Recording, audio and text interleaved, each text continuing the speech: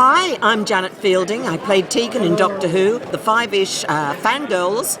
Have a good time.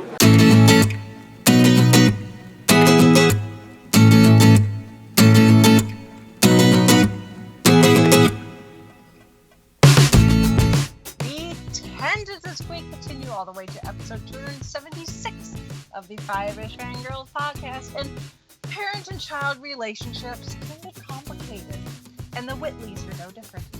Welcome everyone to this week's episode of the Fiveish Fangirls podcast. So glad you join us. Let's start off like we do with the virtual table and see who joined us this week. This is Brittany in Bethlehem. This is Chrissy in Salt Lake City. This is Sally from Wisconsin. And this is Rachel in Indianapolis, Indiana. Hello, everyone. Hello. Happy Star Wars Day as we're recording this. Yes. May the 4th be with you. Yes. Happy 40th anniversary to The Empire Strikes Back. Yes. Yep. Which I currently have paused. Happy 40th anniversary to one of the biggest plot twists that people never saw coming.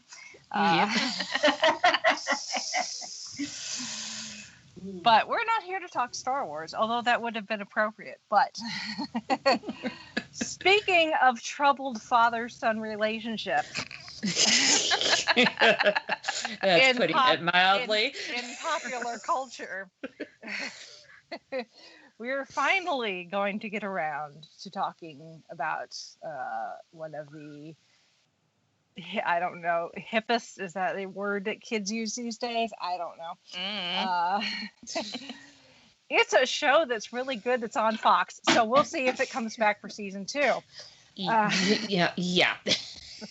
Yeah, Fox is very weird with that. Yeah. Usually they're the one and done type. A little bit.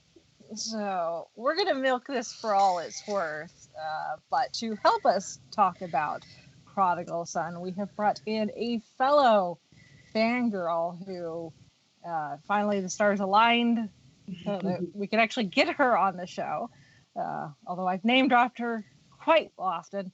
But welcome from the kind of nerdy network, among other things, and Pet Pals TV, and the owner of the best looking cats I've ever seen on Instagram, KJ. Hi. Hey. Hello. My cats say thank you, and they agree.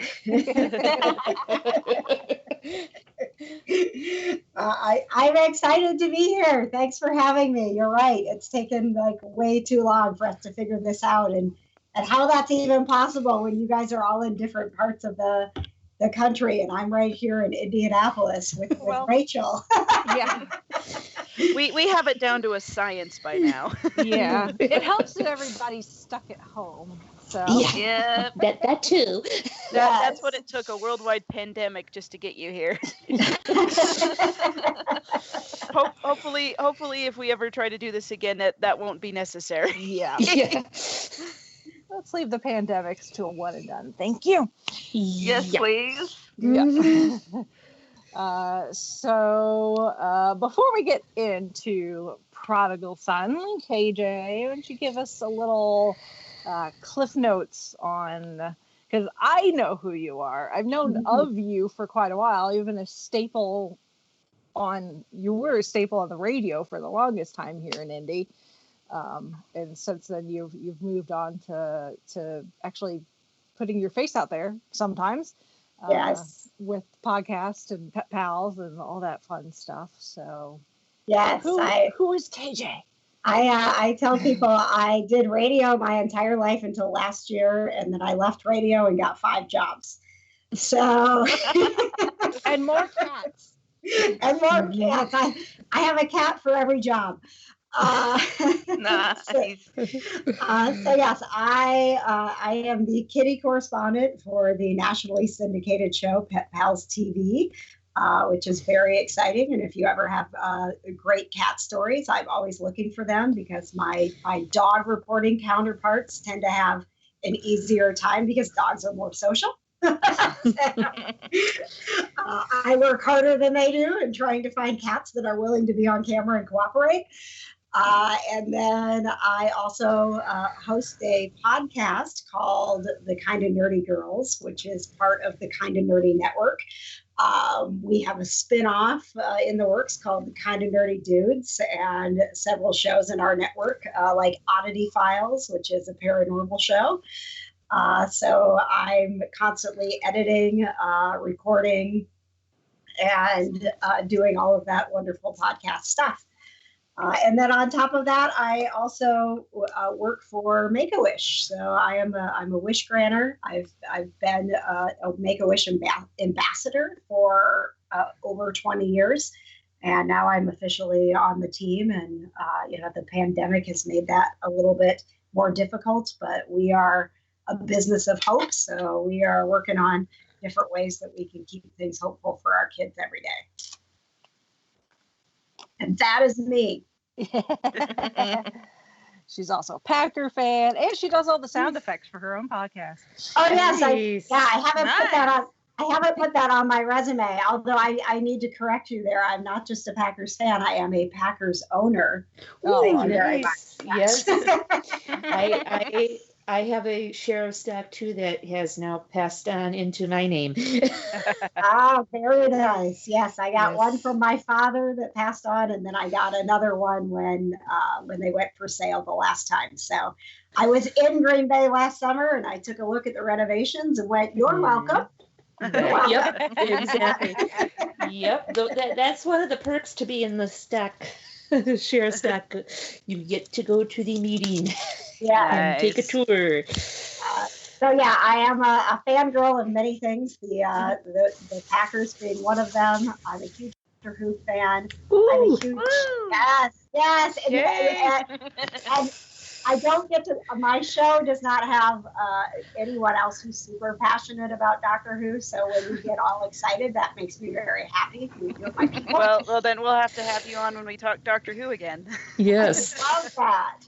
And they call me. I'm a big fan of Star Wars. I love Harry Potter. Check.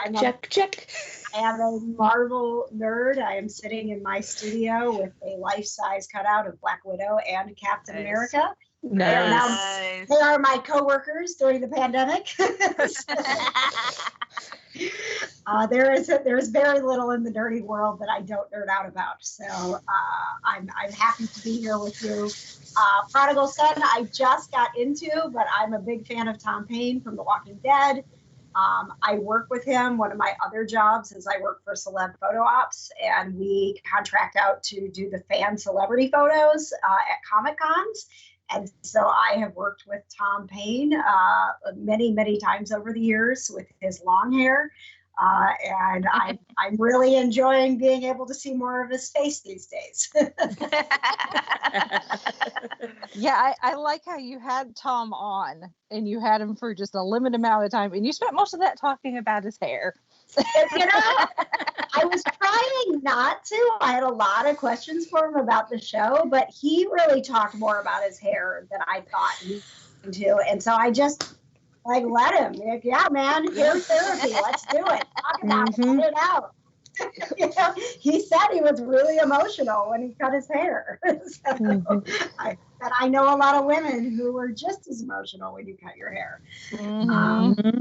But yeah, he's a lovely guy, and I was very fortunate to have 8 minutes on a media tour that he was on to spend with him.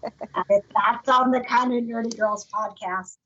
We talk about his hair, we talk about the show a lot, and it was fun to hear what a fan he is of the show, of the storyline. Yeah, so I think we'll use that as our segue, for better or for worse, to talk about Prodigal Son. Like we said, it is on Fox. It just finished its first and hopefully not only season. Especially how it ended. Last week. Definitely. Yeah, really. So we are going to get into spoilers for anybody that's not caught up and doesn't want to get spoiled, especially on the finale. Here's your chance to hit pause, go binge it. It's on Hulu. Come back and pick up where you left off. Prodigal Son, it's a drama police detective kind of. It's not a procedural, but it's a combination of a lot of elements that we've seen in other TV shows. You've got Tom Payne as Malcolm Bright, who goes by Malcolm Bright, even though legally his last name is Whitley. And he's a profiler. Used to work for the FBI, got fired, and is now back in New York, where his mother and sister live, and he's been pulled in by the NYPD to help them out, which is headed by their lead detective, Gil, played by Lou Diamond Phillips. Yes, and very nicely played. Yes. Halston Sage plays his sister, Ainsley Whitley. There's a couple of other police officers, Danny and JT. One of my favorite characters, Idrissa, the pathologist, does all the autopsies, that sort of thing. Bellamy Young, who plays the matriarch of the Whitley family, Jessica Whitley.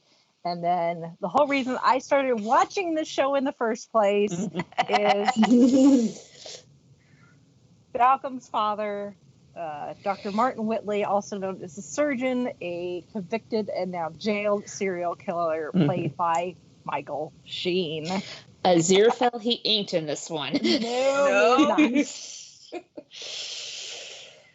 Yeah, this is kind of up there where, like, everybody fell in love with David Tennant as a doctor, and then he went on to be the bad guy, Jessica Jones, and I was like, don't watch this if you love David Tennant as a doctor and can't appreciate his range as an actor. This is kind of the same thing for Michael Sheen. If you love him as Aziraphale and that's it, this will break your heart. For sure.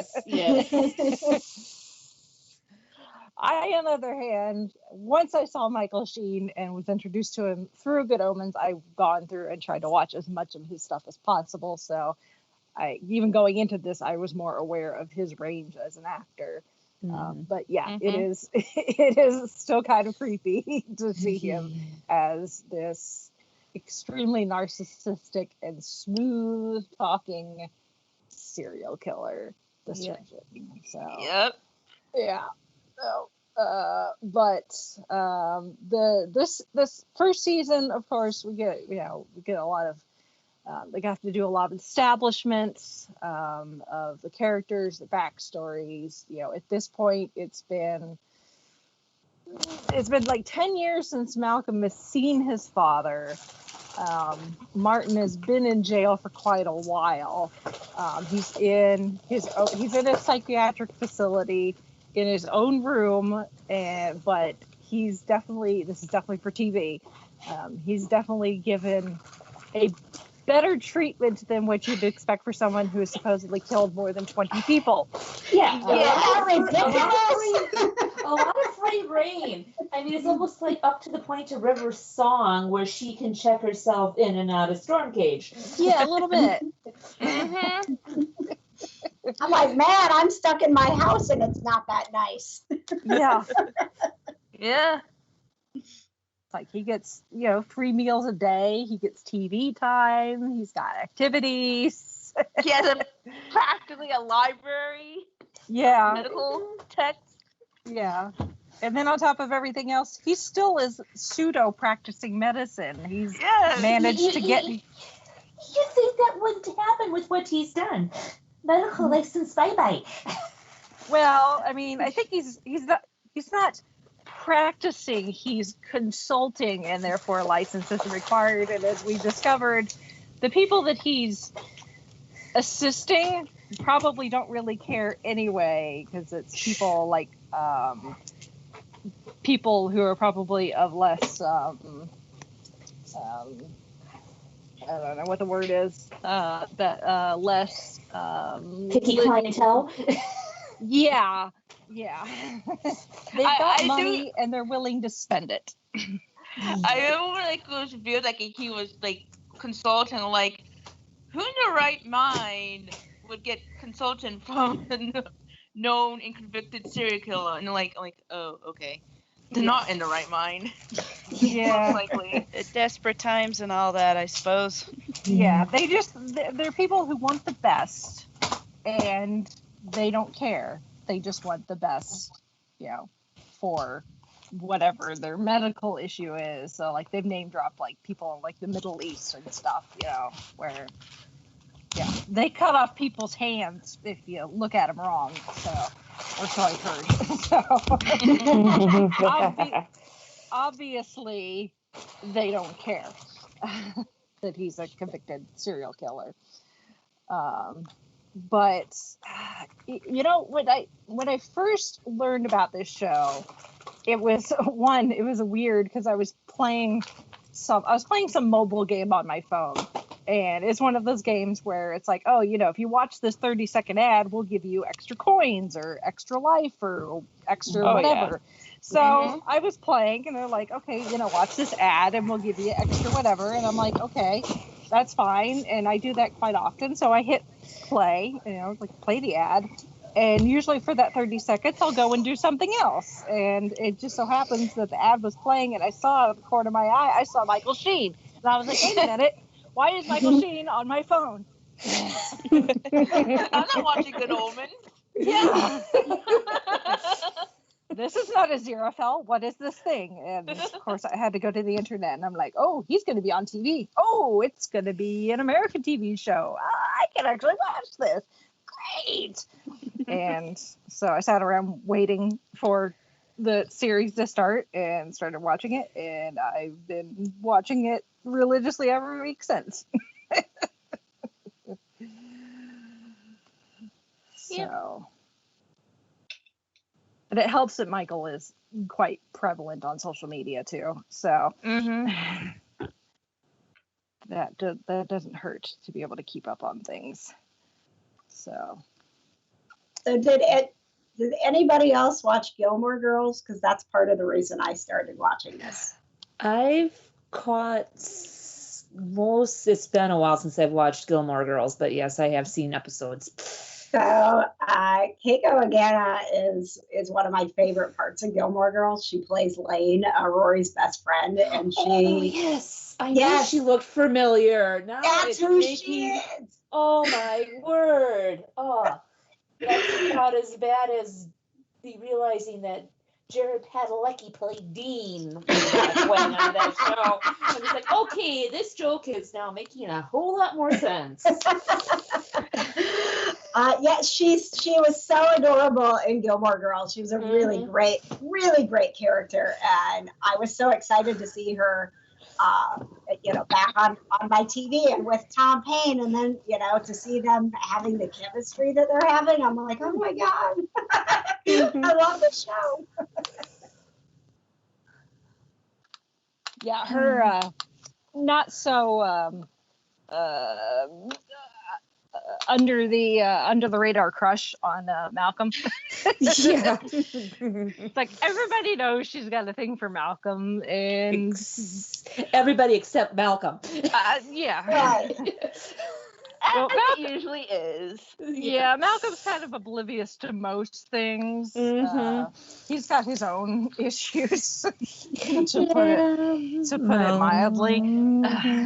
So, that's without, we can start getting into more of the meat and potatoes here, but just one of the things that, and I know I said this early on because anytime we start watching something, we have to have a dedicated chat for it. Is going into it several episodes in, I'm like, okay, I can see kind of the groundwork they're laying here. And the entire time, as much as I was enjoying it, there was always a part of me that's like, okay, I've watched shows kind of like this before, and I was really concerned about them going into trope and cliche territory.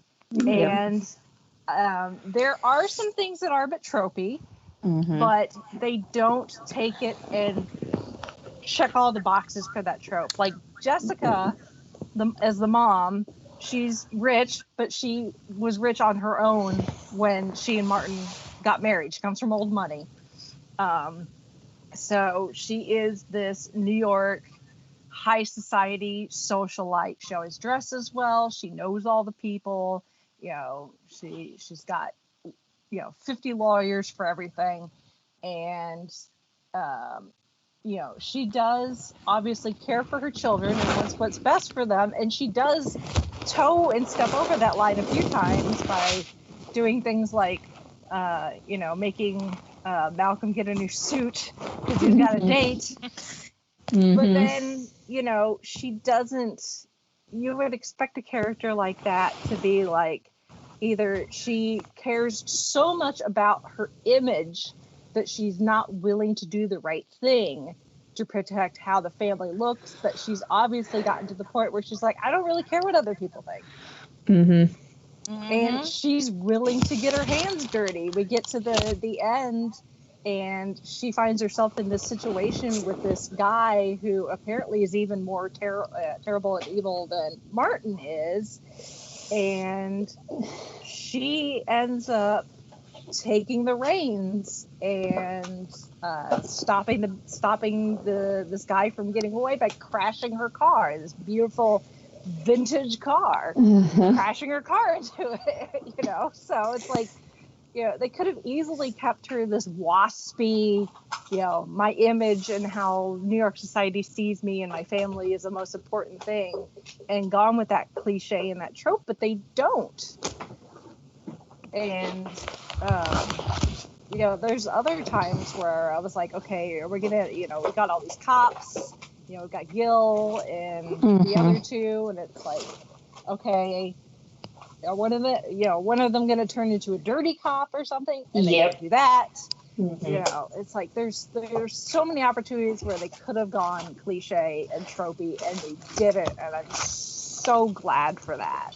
And I like the fact too that Gil is protective, but not overly so. He still lets some free reign happen, but he knows when to step in.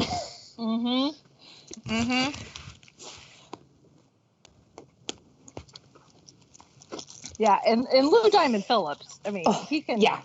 The man can command a room, so he definitely can have that air of authority about him. But at the same time, he cares about his detectives. He obviously cares about Malcolm, and there's apparently a history there with him and Jessica. Not just him and Malcolm. We find out that when Martin was arrested, Gil was the one that did it because he showed up to the house, and Malcolm warned him, like, if you stay here, my dad's going to kill you. Yep.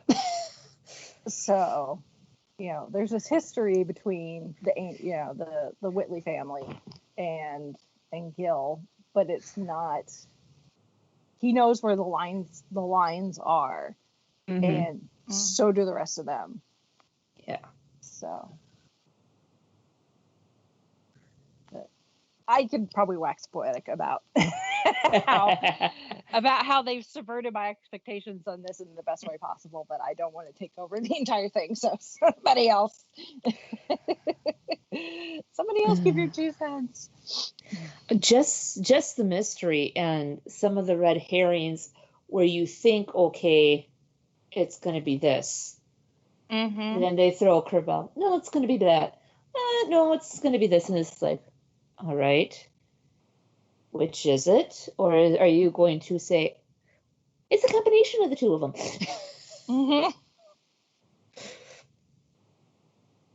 So, yeah, I mean, real good storytelling. I can't complain. Yeah.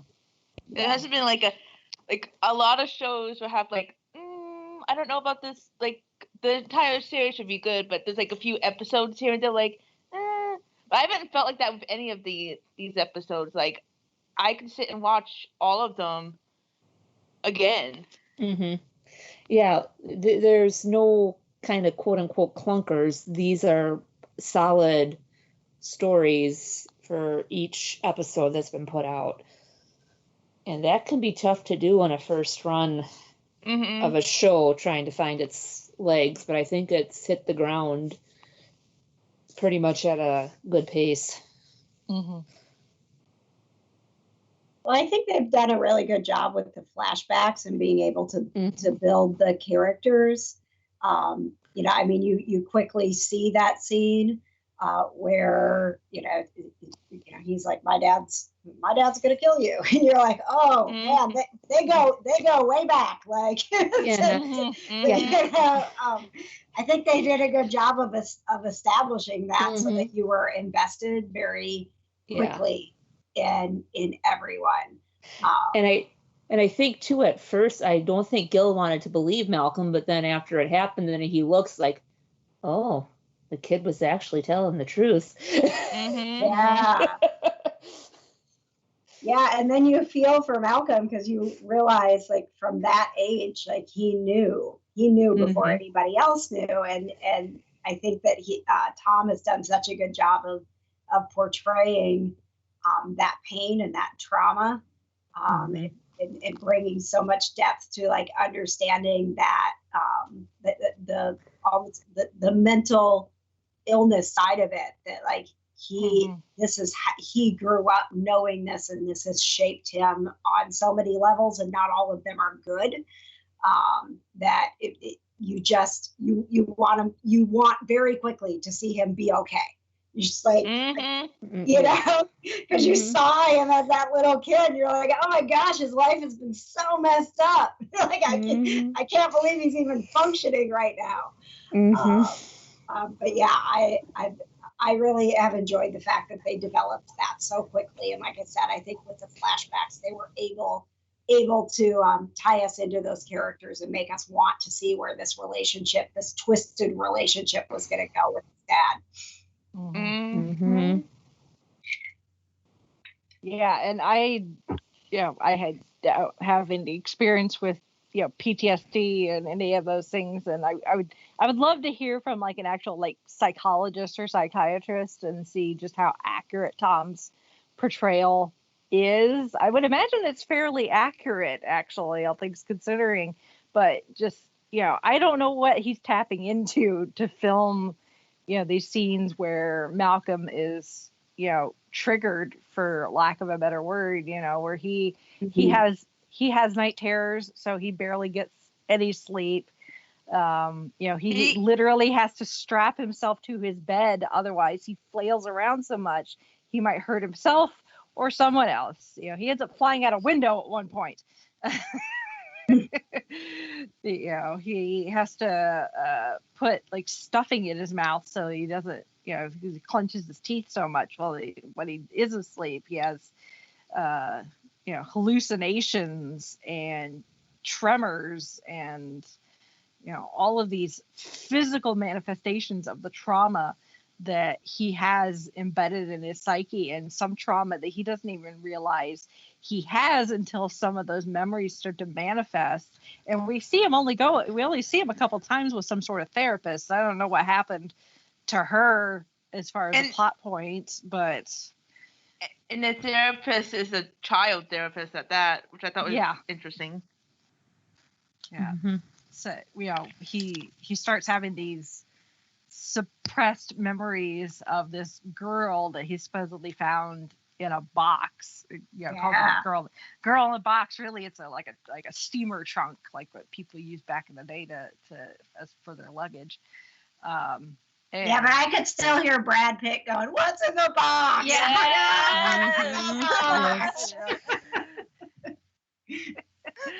It's like Malcolm knows what's in the box, but no one believes him that there was a girl in the box. And it's more like who's in the box? Yeah. So it's like that's our kind of underlying storyline through the entire season. We still get our like kills of the week kind of for a good chunk of the episodes. But you also have this overlying plot point of Malcolm's memories of the girl in the box, and then this hunting trip that supposedly he went on as a kid with his father and another person, and there's stuff that comes out of that helps. It ends up snowballing into, we find out that the girl in the box actually was an actual person that was a victim. She has ties to other people that Malcolm and his family know, and ends up going into this just really dramatic handful of couple of episodes at the end of the season. But we have to build up to that, before we get into those last couple of episodes. And each character gets their moment to shine in one episode or another. We get like one of my favorites was what episode was it? 15 Death's Door, with the embalmed body. And so Idris gets to go with them to the funeral directors and embalmers convention. Yeah. So, like you give Idris an episode where it's like, oh, these are my people that know dead bodies. We learn more about Gil. We learn more about Danny. She gets an episode. We find out that she had issues with like drugs and stuff in the past, and Gil gave her a second chance, and she's able to turn her life around and become a police officer on the police department. JT, we get to meet his wife towards the end of the season. Supposedly his wife's pregnant, so he's going to become a father, and that's freaking him out. And, Ainsley is a reporter, and she gets stuck doing like the on the street type reporting, but eventually she gets to be on TV at the anchor desk, in part by doing a Q&A expose, I guess, with her father, which doesn't go quite the way she thought it was going to. But it's a fantastic time for her and Martin Sheen to play off of each other, because the way he acts with his kids versus when Jessica is there versus the few times that like Gil comes by, even when he's talking to his one guard, Mr. David. The guy assigned to essentially be his guard and bring him his food and stuff. He's something. He's definitely he's definitely a psychopath, but it's so entertaining. And Martin is just, and how quick he can switch from that charming to smug to evil. It's just like, okay, I'm here for the ride. Let's go. What more can you give me? Like most you can kind of like, I can't really tell that he like a serial killer. Those moments you're like, yeah, I definitely do not want to meet you in the dark alley. Yeah, the dark alley, but I guess this time would be in an operating room. Yeah. Like, if I didn't know he was a serial killer, I'd be like, this guy's like, he's obviously very smart and charming and all of these things. It's like, I love Michael Sheen, and it's like, I would just love to sit down and just chat with him, but at the same time, it's like, this guy could like meticulously like cut out my heart and not leave any trace behind. Exactly. And you will be none the wiser for it happening. And you might thank him at the end. I don't know. Exactly. Yeah. He's charming enough.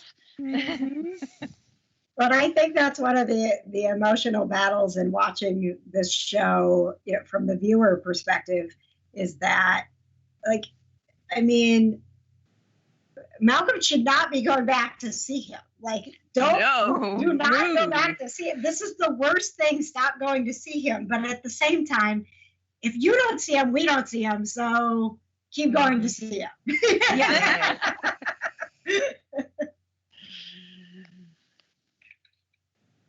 like, this is bad for your health, but it's good for my entertainment. So Yes. Exactly. keep psychologically damaging yourself so that I can have Michael Sheen on my TV screen. Thank you very much.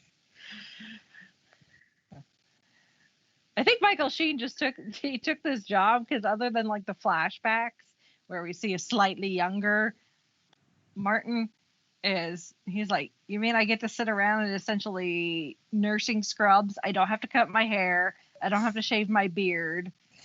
Okay, yeah, I'll take this job. Meanwhile,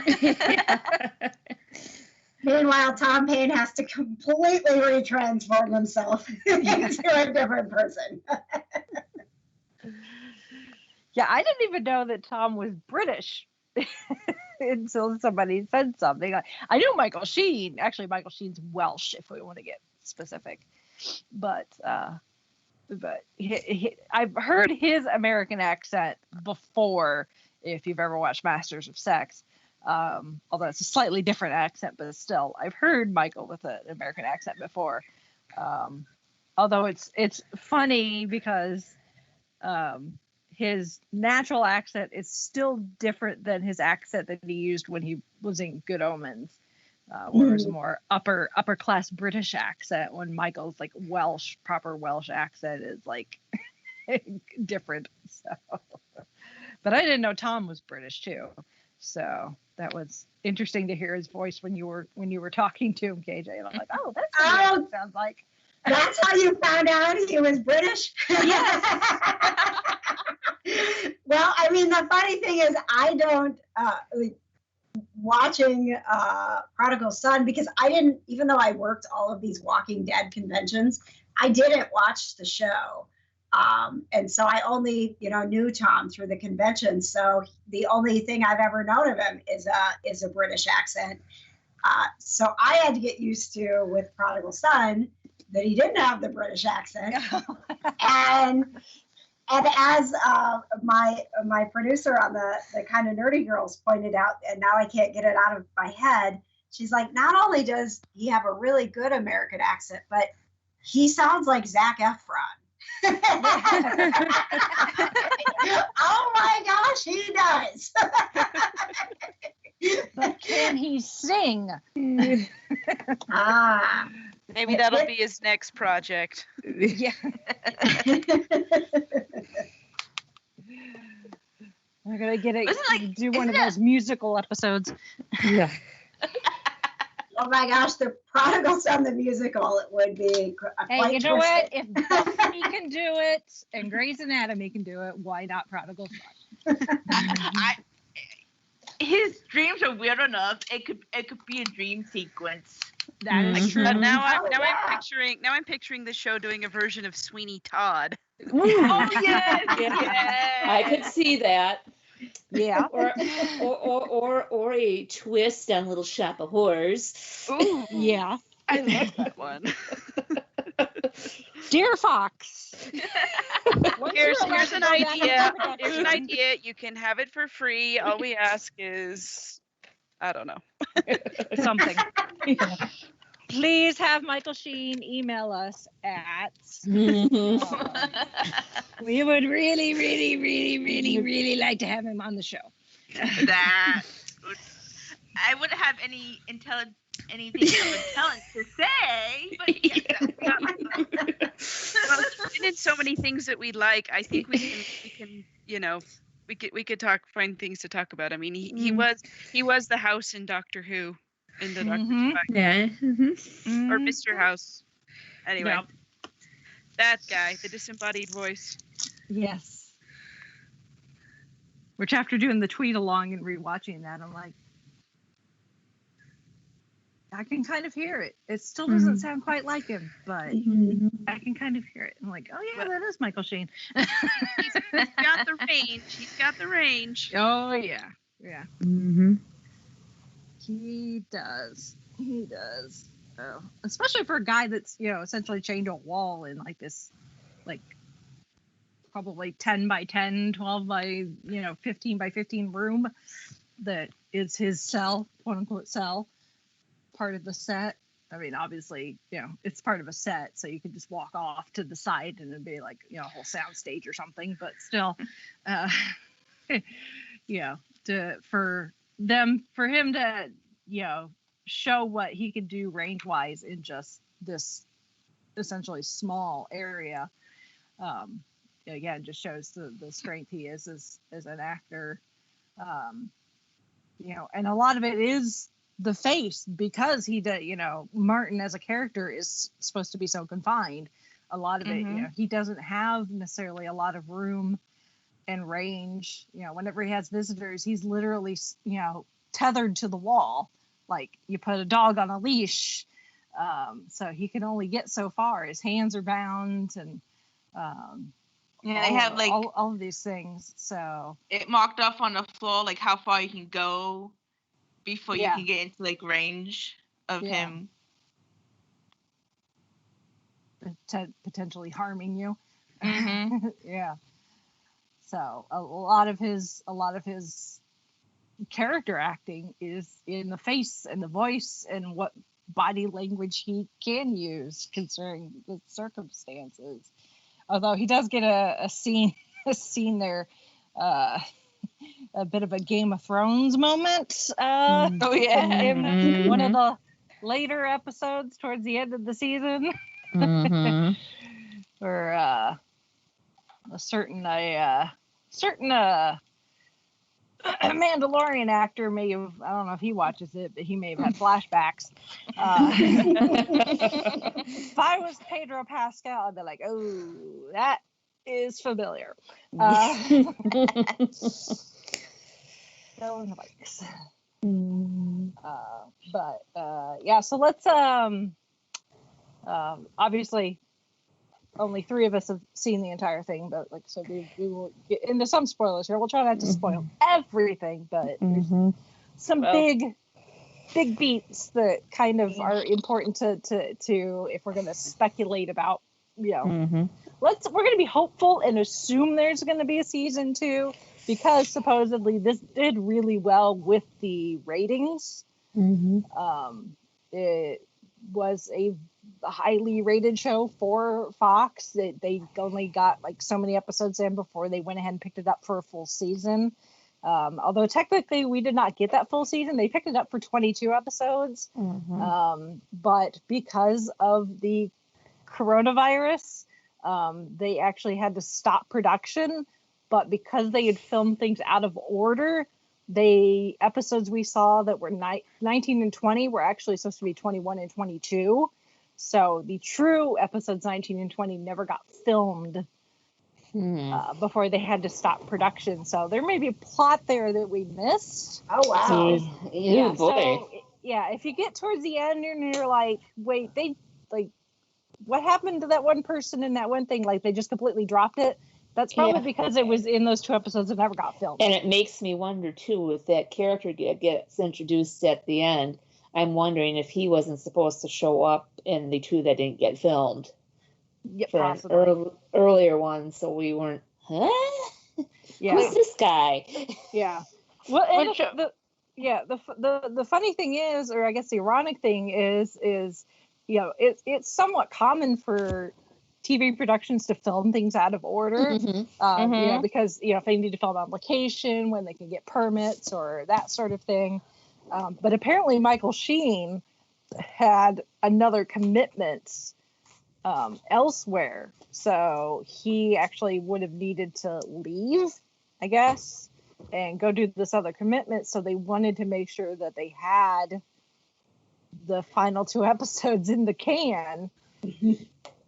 And it just so happens that they got those 2 in the can, and then all this shutdown, the world shutting down, started to happen, and they're like, okay, well, let's just finish these and call it a season. And maybe we'll get those other 2 episodes. Next year. Maybe. Yeah, because once they go back into production, they could always cut the things that would make sense and maybe film some other things to fill that in. So, but yeah, it's hard to imagine what exactly we might have got plot wise for those 2 episodes that we didn't get. because the last 3 episodes, starting with the ballerina episode, going into the finale, it just kind of like takes off with Malcolm and Eve. Eve finally finding out about the girl in the girl in the box, because she has connections to that whole thing. But then what happens to her, and we thankfully, because we got the ballerina episode, that introduces us to Nicholas Endicott, who becomes very important in the last 2 episodes. Yeah. But she's kind of like, I guess if I was to go back and like rewatch the entire season, you could probably see Endicott's like fingerprints and things, because it turns out he's like, if you ever watched the Marvel's Daredevil on Netflix, he's kind of like the Wilson Fisk of this universe, where he's rich and he's powerful and he's got his fingers in everything, and he's the silent partner that nobody knows about. But he's pulling all of the strings. He's got his fingers in the police force and then different companies and lawyers and all sorts of things. So he's evil in a completely different way, but because he's uber rich and has developed this network, that he's probably more dangerous than Martin is. Because Martin, he's just a straight up psychopath. Like, he's gonna kill you, and that's the end of it. But Nicholas Endicott is the kind of person, he'll toy with you for years before he decides to play his ace in the hole and completely destroy you. Or send somebody to kill you. Take your pick. Right. Yeah.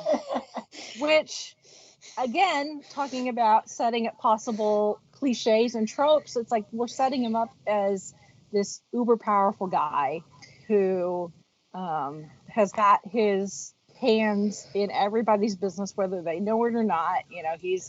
He was friends with Jessica apparently back in the day, and they seem to be hitting it off possibly. With Jessica not realizing that, she's got bad taste in men, apparently. Although Gil's a good guy, so. I was going to say, 2 out of 3. One. 2 out of 3, she's got bad taste in men. But they could have, and I don't know how much of this is them, because of the production getting cut, if this was something that changed at the last minute, or if this was always going to be the choice that they were going to make. They easily could have set him up he could have played his hand at the end and left, the Whitleys, scrambling, trying to like, oh my goodness, our lives are getting turned completely upside down because of this guy. And they could have left us hanging with that going into season 2. Like, he's pulled all these strings, and now our characters are like, oh my goodness, what are we gonna do? And they're gonna have to spend season 2 trying to get out from under this guy's thumb. But instead, they just kill him off. Yep. And it's not even Malcolm that does it. It's Ainsley that does it. And it's glorious. Like, it's a Game of Thrones type kill, but it is glorious. Yes. Yeah. Can I ask of the panel, like Rachel, when you were watching it, since I haven't finished it yet, I'm fine with spoilers. They never bother me because I have a terrible memory. I will be equally shocked. Yeah. I was like, wow, I did not see that coming, even though you already told me. Yeah. Yeah, I'm okay with spoilers too. So Okay. So okay, go for it. But I'm curious, did you know while you were watching it, did you have that knowledge already that those other episodes were missing? Yes. Or did it feel, you did? Okay, because I'm wondering, for someone who didn't, did it feel seamless, or did it feel kind of clunky? Like, what happened here? I even though I know that they're missing, it does not feel like. I mean, but again, I've got a terrible memory too, so I may end up having to go back and rewatch the season in one, in a stretch, because the waiting the week to week. Yeah, I don't necessarily remember. Yeah. I remember like the bigger plot chunks, but like the minute details I will forget. So, but there's a Prodigal Son Reddit, if you use Reddit, and it was in there that people were talking about how they had, I guess they'd found out from Twitter or something, a tweet from somebody in the production or whatever, that they had filmed out of order. So when the call came that they had to shut down production, they were fine. They weren't going to have to leave us hanging because they had what they were going to use as the finale already filmed. But going back to the Reddit, and some people are like, what happened to this character and this plot, which really has nothing to do with the larger plot. It's just more of a character development thing, and ties to another subplot. And people are like, what happened to this? It's like they just dropped it. And I'm like, yeah, it's probably in one of those 2 episodes that we never got. More than likely. Okay. But as far as like the bigger plot with the girl in the box, no, it feels completely fine. At least with my goldfish memory. Same. And like you said, it might feel different. I'm like Dory. And if I remember right, wasn't there like even a longer than just a week between there were several times like where it broke like in the middle, what would have been like the middle of the season for like a winter break, and then we had another spot where it broke for like 2 weeks where we had episodes. So we had the episodes that we did not get the full season in just like airing. So there were at least a couple of breaks in there, so that didn't help with my retention either. Yeah. All I know is like, oh, Michael Sheen. So I'm like Dory with 42 Wallaby Way, and this is like, oh, Michael Sheen. He's my Wallaby Way. So, yeah, I guess it's just one of those things that we're just gonna have to wait and see. If and when we get season 2, it's like even being extremely optimistic and being like, yeah, we're gonna get a season 2.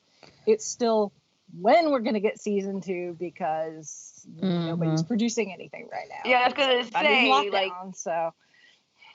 Yeah, I've been wondering because like there's a bunch of shows I watch and like, ooh, when even like ones that have already been confirmed that they're coming back. It's like, ooh, but when? Because most of them would be starting filming within like the next month or so.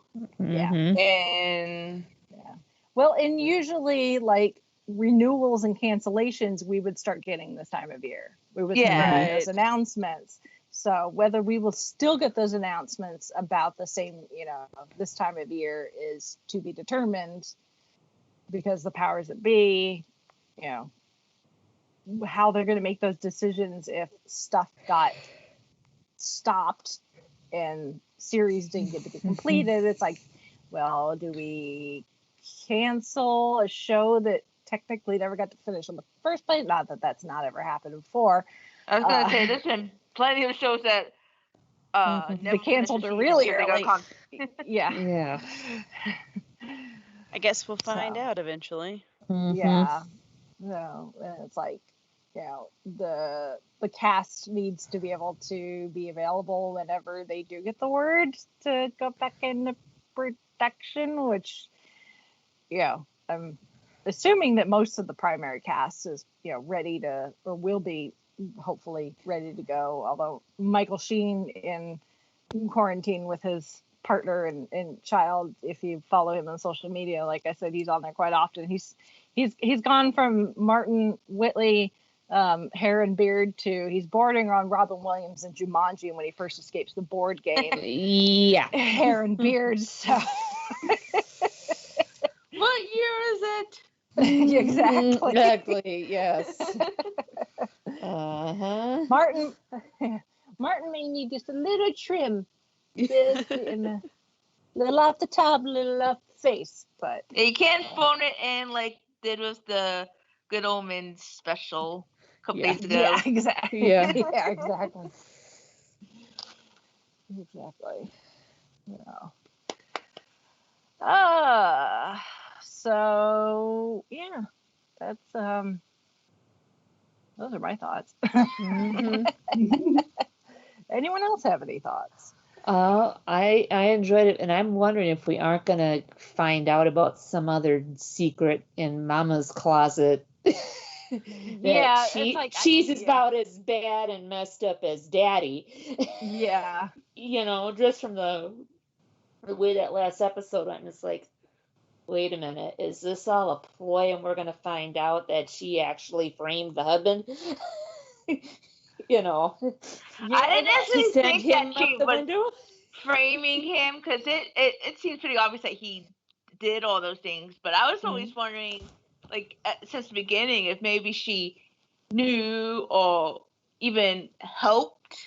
Mm-hmm. But I don't know. We'll see. It's hard to say. I mean, it's one of those. or are they a subtle Bonnie and Clyde, and she wanted out, and he's just like, okay, here's the deal, and we don't know what the deal is. Another thing I was thinking. I don't think so. Okay.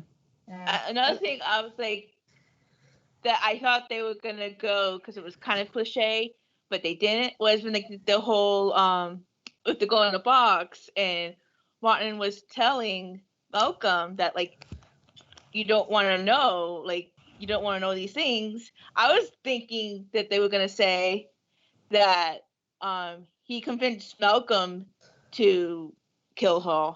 Oh, yeah, that too. Because I was thinking that too. I was like, oh wait, and I was like, okay. Like, he's gonna have a little train, like have him like be trained into becoming a serial killer after him. Yeah, like, and that's the kind of thing, and that's what the finale kind of like, again, stepped away from where it looked like it could have gone, which would have been obvious. It's like Malcolm, obviously he's got anger issues and anxiety and depression and PTSD and all these things. It's like it seems like it would be easy to push him into killer territory. Yep. And instead they're like, no, Ainsley's going to be the one to kill someone. Yeah. Yeah. The one at the beginning of the series introduces herself as the sane Whitley. The person you'd least expect to do what she did. Yeah. It's like, because she didn't just kill him. No. Like I said, it's like a Game of Thrones kill. Yeah. Oh yes. We're talking red wedding, almost. And, yeah. What had me kind of laughing was because Martin was on the phone and heard what happened. And he was like so excited, like, Michael. Yeah. It's not Michael. Yeah. You're praising the wrong kid. Yeah. If you only knew. Yeah. Yeah. So it's like, what are they going to do next season? Like, are they going to, is Ainsley going to get arrested for this? Are they going to try and cover it up, which would be kind of tropey and cliche? Yeah. Is she going to own up to it? Is she going to, can they claim self-defense? Defense, yeah. Maybe, is she better off? I mean, in theory, everyone is better off now that Endicott's dead, because he supposedly had, puppets and stuff everywhere. It's like, now that he's gone, are some of those people that were under his thumb, are they going to be like, oh, I'm free now, I can, right? are all his, is his dirty laundry really going to get aired out there and make it look like, what she did was justified? I mean, at the end of the day, it seems like she did New York a favor. Right. And here's hoping they don't go down with this trope where somebody has a button push somewhere that they have X number of minutes to stop everything that Endicott had from going public and then destroying said method of delivery. Yeah. Which has been done before. Yeah. It's like, it's kudos to the writers. They have their hands full. The fact that they were able to do 20 episodes and just kind of dip their toe in the trope pool without completely jumping into the deep end of it. And keeping all the strings flowing and not breaking. Yeah, and have it still make sense for the characters and their choices and the overall storyline and everything, because it's so easy to fall into the cliche and trope territories, and they've got their hands full to do it again for another season. But whenever it comes back, I will definitely be watching. And for those that haven't, it is on Hulu, and those viewing numbers on Hulu do matter. So, if you got Hulu and can watch it, please do. So that's where I'm watching.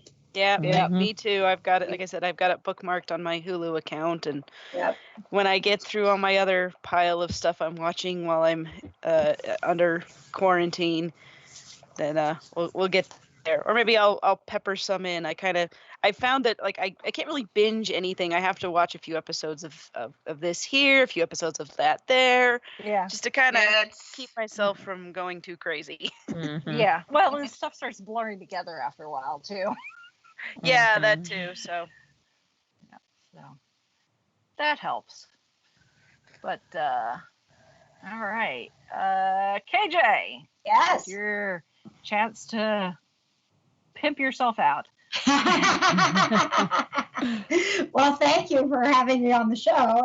And yes, if you're a fan of Prodigal Son and you want to know what Tom Payne thinks about it, he was just on the Kind of Nerdy Girls with me.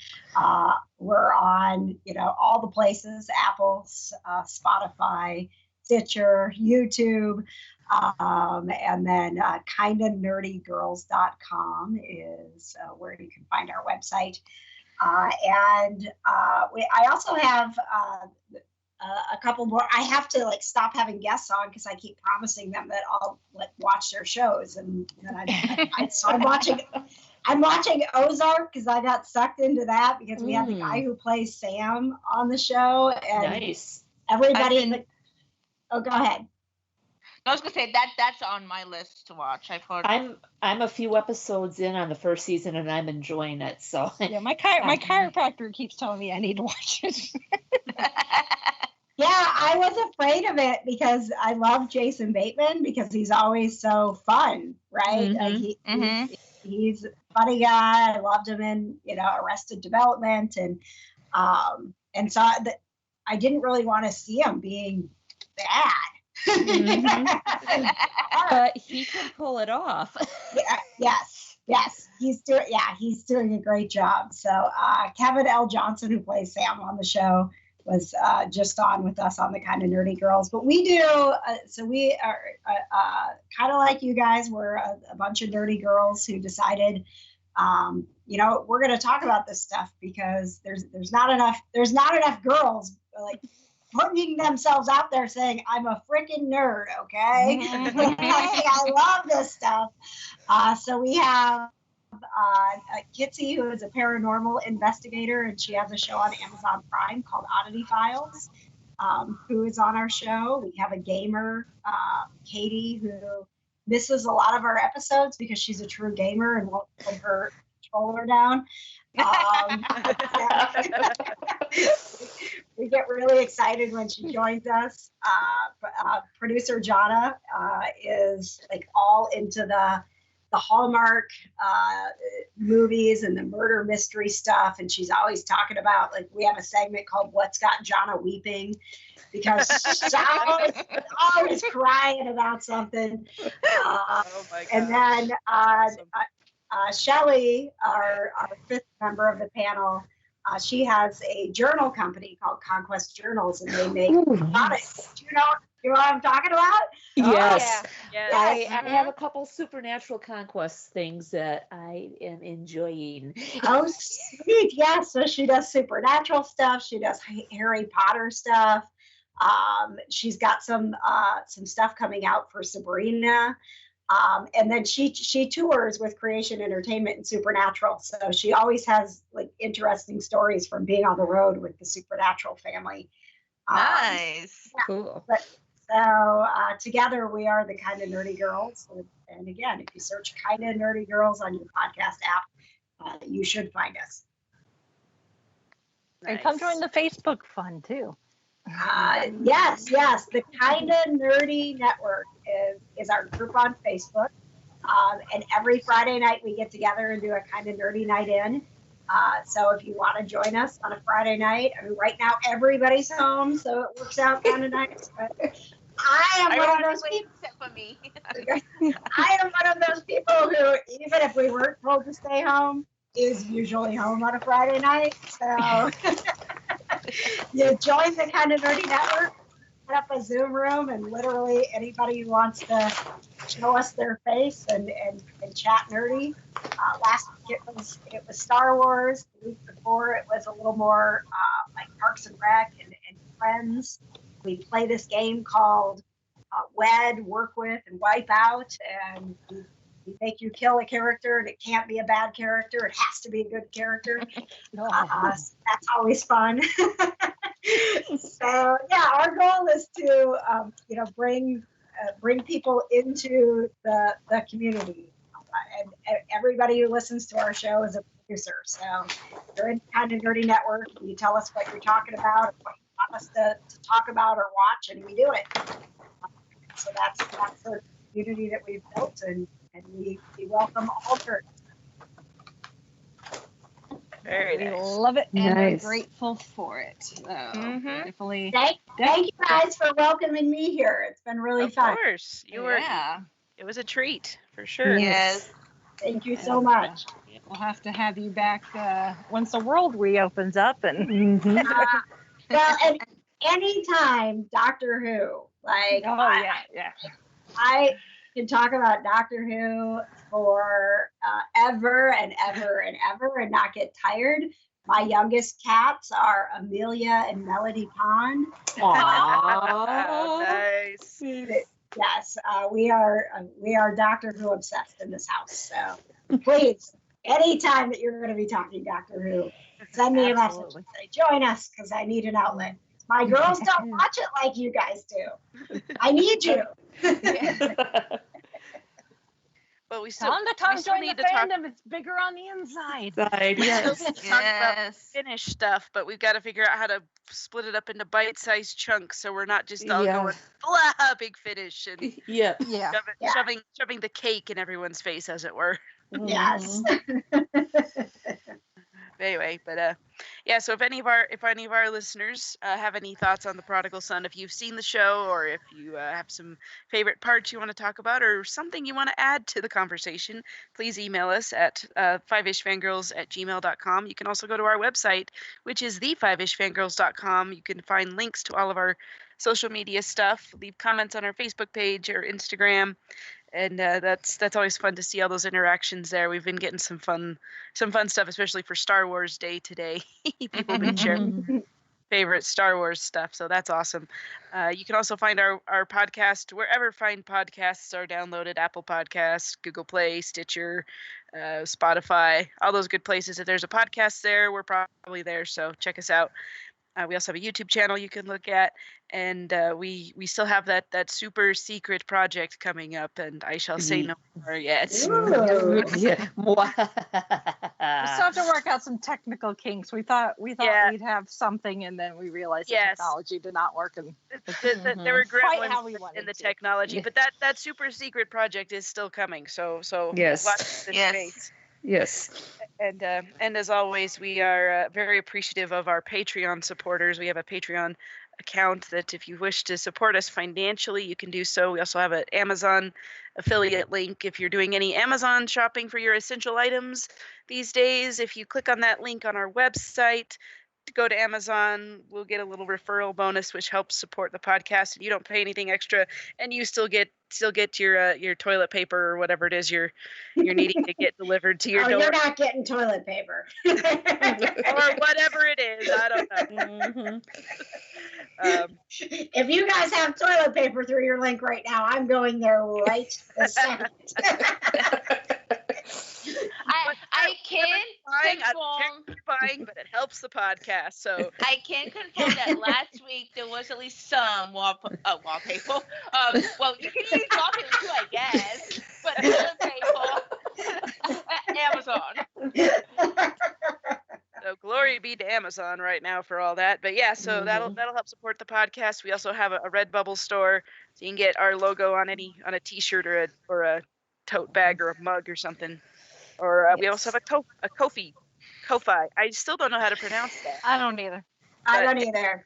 But it's that thing, and so anything to help support us. We thank you again for your contribution. Those who are already on our contributors list, Patreons, and that never goes unnoticed, and we're also always very appreciative of it. So thank you, and check it out if you get a minute.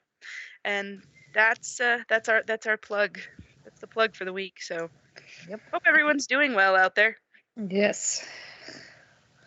And we will do this again next week. But until then, we shall sign off for this week. This is Brittany in Bethlehem saying goodnight. This is Chrissy saying goodnight from Salt Lake City. This is Holly from Wisconsin saying good evening. And this is Rachel in Indianapolis, Indiana.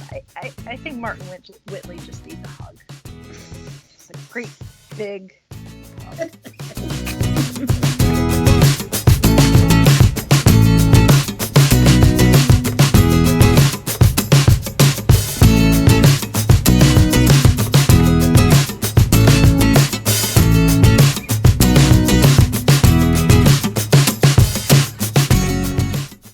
Listening to the Fiveish Fangirls podcast. You can find more episodes and information at thefivishfangirls.com. Any and all books, movies, games, and any other forms of media mentioned are owned and operated by the respective copyright holders. No copyright infringement is intended or implied. If you wish to support the show, the easiest way is to leave us a rating and review. More ratings and reviews will make it easier for others to find the show. If you wish to support us monetarily, you can do so at patreon.com/Fiveish Fangirls podcast. All money goes towards fees and equipment to keep the show going. For official Fiveish Fangirls merchandise, visit redbubble.com/people/Fiveish Fangirls. We love hearing from our listeners and encourage feedback. You can email us at fiveishfangirls@gmail.com. You can also like and follow us on Facebook at facebook.com/Fiveish Fangirls. Thank you so much for listening, and may the squee be with you.